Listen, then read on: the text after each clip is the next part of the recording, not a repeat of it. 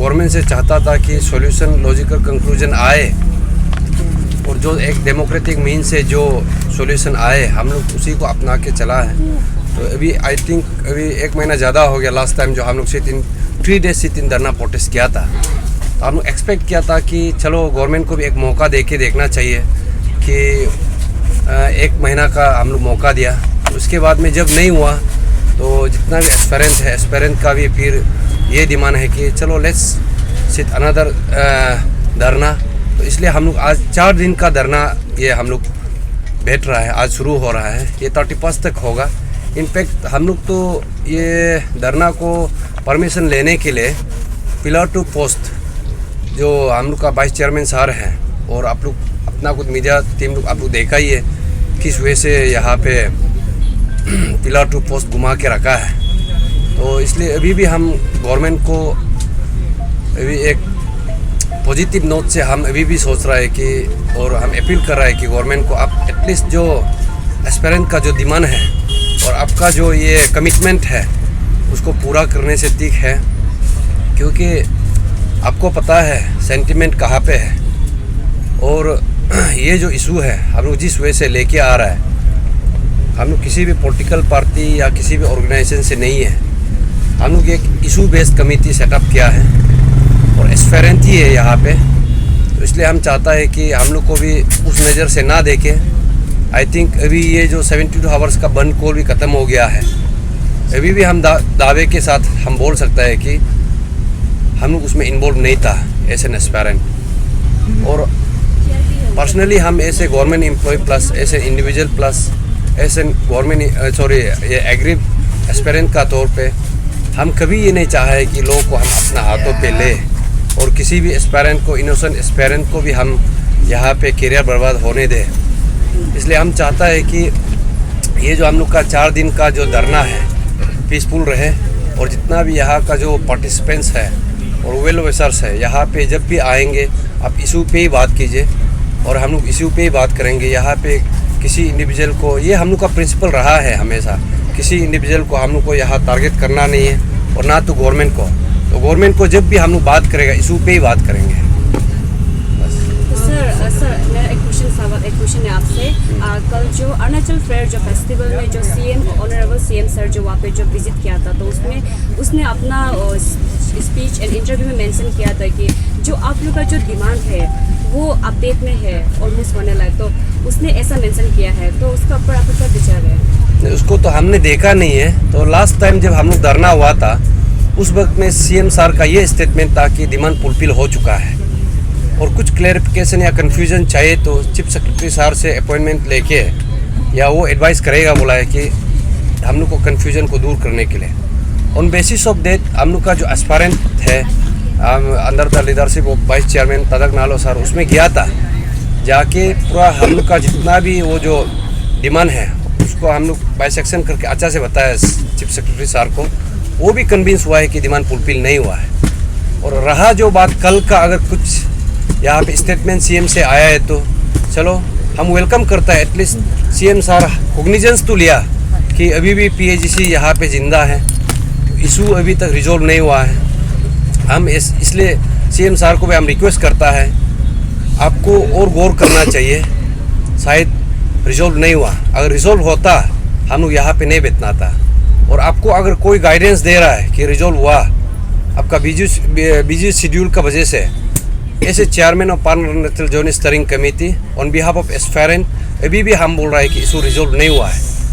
अगर टेक्निकलिटी अगर बात करेगा इसको बार बार दोहराने का जरूरी नहीं समझता है। जो हम लोग का 18 फरवरी में माइनस ऑफ मीटिंग बना था, आप लोग को मीडिया वाला को भी हम रिक्वेस्ट करना चाहेगा कि तू भी स्पेसिफिक क्वेश्चन आप सीएम सर को भी और गवर्नमेंट को भी पूछिए ताकि जरंग का टर्मिनेशन का आपका क्या खबर है, जो यहाँ का मेन कल्प्रिट है, एक्यूज है, ताकि जरंग को अभी तक टर्मिनेट किया नहीं है।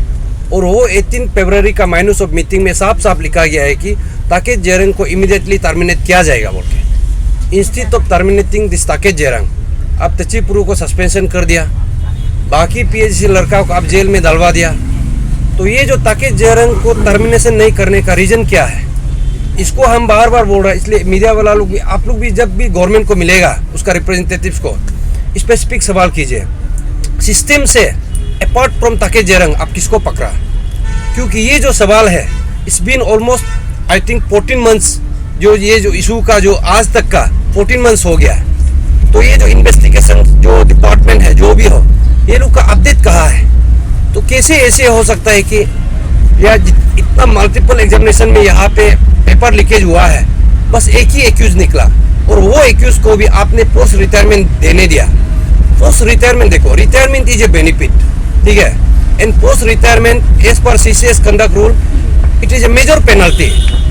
मेजर पेनल्टी को जब इम्प्लीमेंट किया जाता है उसमें क्या कमेटी गठन करना चाहिए था, कमेटी भी गठन नहीं किया। उसका जो चेयरमैन था उस समय का एक्यूज जो चेयरमैन था, उन्होंने ही उसको पोस्ट रिटायरमेंट दिया गया है। ये प्रोसीजर लैप्सेस है। इसको हम आम जनता, स्टूडेंट यूनियन, चीफ सेक्रेटरी सार को और सीएम सार को भी हम बोलना चाहे और आप लोग को मीडिया को भी हम बताना चाहेगा कि ये जो ताके जेरंग है, जो कंट्रोलर एग्जामिनेशन था, सॉरी डिप्यूटी कंट्रोलर एग्जामिनेशन था, उसको पोस्ट रिटायरमेंट जिस प्रोसेस से दिया गया है ये सही है कि नहीं, आप गवर्नमेंट को पूछ के देखिए। हमने इसी बात को 18 फरवरी में भी बोला, सीएम सार ने उसको एक्सेप्ट किया, चीफ सेक्रेटरी सार ने उसको एक्सेप्ट किया, आंसू भी उसको एक्सेप्ट किया, इसलिए वो माइनस ऑफ मीटिंग में आंसू का भी उसमें सिग्नेचर था। अभी तक उसको टर्मिनेशन क्यों नहीं किया गया? तो आप यहाँ पे इस मुद्दा पे अभी हम लोग यहाँ क्यों है सोचने से? ये आप शो क्या करना चाहता है कि पब्लिक को, एस्पायरेंट को?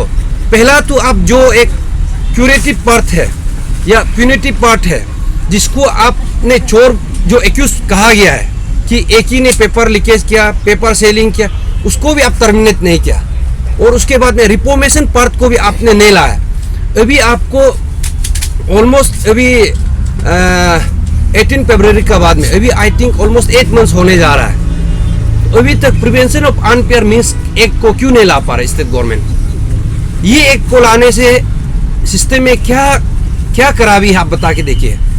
तो जिस वजह से सीएम सर पहले बोल रहा था कि ये एग्जामिनेशन अभी जल्दी कंडक्ट करना है, हजारों पोस्ट है, हमने तो बोला कि एग्जामिनेशन कंडक्ट कीजिए, लेकिन भी पहले का सिस्टम को आप उसको चेक करना पड़ेगा। आप सिस्टम में अगर कुछ बदलाव लाना चाहेगा तो संशोधन भी लाना पड़ेगा ना। आप prevention of unfair means act लेके आइए, विसल ब्लोअर एक्ट लेके आइए, उसको कौन रुका रहा है? इसको आप नहीं करके जस्ट एग्जामिनेशन कंडक्ट करना चाहेगा, उसका मतलब को अभी एस्पायरेंट लोग समझ रहा है।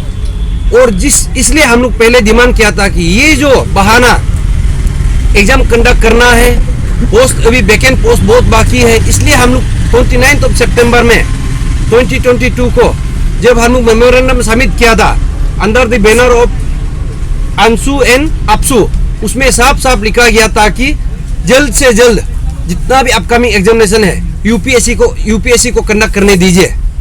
अप टू फरवरी मार्च तक ये लोग यूपीएससी को इंडोर्स किया नहीं। तो यहाँ से साफ पता चलता है कि कहीं ना कहीं जो सिस्टम में बैठा हुआ है, शायद ये लोग डील करके रखा था उस पोस्ट का, तो वो शायद पैसा को ये लोग वापस नहीं कर पा रहा है, इसलिए ये लोग जैसे भी कैसे भी करके अभी जस्ट एग्जाम डेट डिक्लेयर करा के एस्पेरेंट का बीच में यहाँ पे गेम खेल रहा है, इमोशन का साथ खेल रहा है।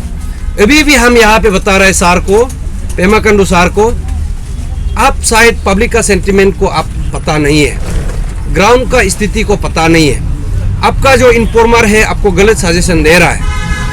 ISFPA जैसे चेयरमैन हम अभी भी बता रहे हैं कि यू हैव इनफ टाइम, अभी भी आप संशोधन लेके आइए, रिफॉर्मेशन पार्ट को कीजिए, क्यूरेटिव पार्ट को कीजिए।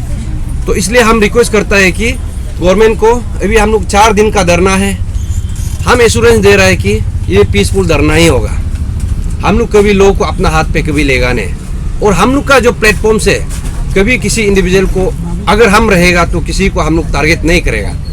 और हम भी चाहता है कि इक्वल रेसिप्रोकेशन गवर्नमेंट से भी आए। अगर ऐसे नहीं करके आप फिर यहाँ पे आप नज़रअंदाज करेगा तो कल को फिर आप लोग यहाँ पे आपू आपा लगाने का कोशिश करेगा, शायद वो भी नहीं होगा। और जिस वजह से अभी हम मीडिया पे भी थोड़ा साइलेंस आई एम मेंटेनिंग, ये वो नहीं कि हम डर गया, पब्लिक को भी मैं बता दो, एस्पेरेंट को भी मैं बता दो कभी कभी हम लोग सोचता है कि diplomatically also we have to approach the government. There might be some differences among the government and as the way of dealing the problem ना. तो हम सोचता है कि हम लोग डिप्लोमेटिकली अप्रोच करें. तो इसलिए हम गवर्नमेंट को भी I have send our message कि we need a logical solution ना, and we need a respectable exit. तो इसलिए हम चाहता है कि गवर्नमेंट अभी भी वक्त है, जिस वजह से हम लोग का 13 पॉइंट्स ऑफ डिमांड है. और उसके बाद में जो बाकी जो हम लोग ये आई थिंक अपॉइंटमेंट भी मांगा है सीएम को, अभी 3-4 महीना हो गया, अभी तक हम लोग को दिया नहीं. और मेमोरेंडम भी हम लोग 4-5 टाइम्स हम सबमिट कर चुका है. अपॉइंटमेंट भी हम लोग 4-5 टाइम्स सबमिट कर चुका है, and we have proof of that. तो हमको लगता है कि सीएम सर इसको आप गौर करने से ठीक है.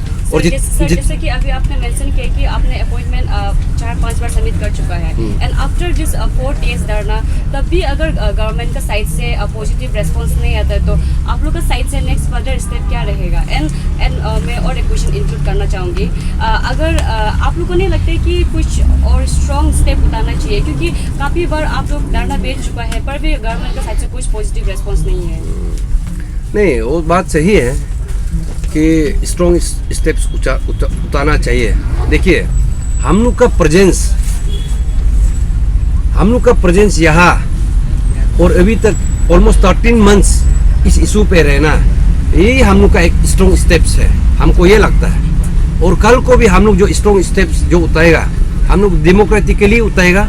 और हम लोग इस इशू से जब तक लॉजिकल कंक्लूजन नहीं आएगा, हम लोग हटने वाला नहीं है. क्योंकि ये जो इशू है, ये तदक नालों का, तचिपुरु का, जितना पीएचसी मेंबर का और जितना भी यहाँ पे वेल विशर्स हम लोग को जो साथ देता है, उसका इशू नहीं है. स्टेट का एक यंग जनरेशन, नेक्स्ट जनरेशन का ये इशू है. तो इसलिए हमको लगता है कि इसको आई थिंक गवर्नमेंट फुलफिल करना चाहिए. और हम लोग इसको और भी उठाएगा, और भी धरना करेंगे, जितना हम लोग का पास मीन्स होता है हम लोग करेंगे.